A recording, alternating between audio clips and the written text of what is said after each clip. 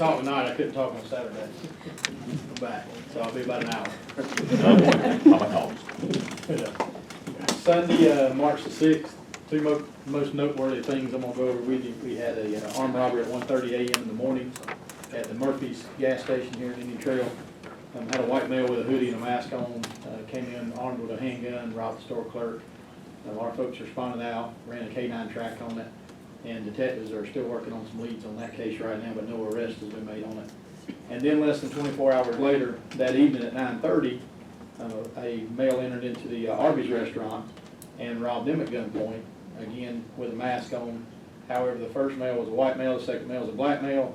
Obviously, we don't think the two are the same perpetrators. We're not saying that the crimes are not connected, though, because they could very well be, folks working in conjunction together. So we're a little bit unminded on that one as well to be tied in, but a K9 track did yield a little bit of evidence on that one that we are doing some interviews with right now. So there has been an unrelated arrest related to the investigation on that one. In other words, there was a gentleman that we ran across during the course of that investigation that was state wanted from another state. And so he was picked up in the past day, but not necessarily for the charges of the armed robbery itself. A little bit of good news and a little bit of bad news, I guess, and this was kind of dear to my heart. But a good friend of mine, co-worker of mine, Calvin Wayne Mullis, who suffered a stroke a couple of years ago. Some of you might remember he was assigned to Indian Trail as a deputy, February 2014. Wayne retired today from the local government system under disability. Not going to be able to come back to work full-time as a sworn law enforcement officer. So it's a little bit of a sad day for us. Been working with Wayne for about 20 years now. Wayne and I both started our careers in the town of Marshall for their police department, and then after I came on with the sheriff's office, Wayne came on and came up here working in Indian Trail. So from 2003 on, he's been assigned basically in the roles around Indian Trail. He was on patrol as a county-funded deputy, but still worked hand-in-hand with me up here for years.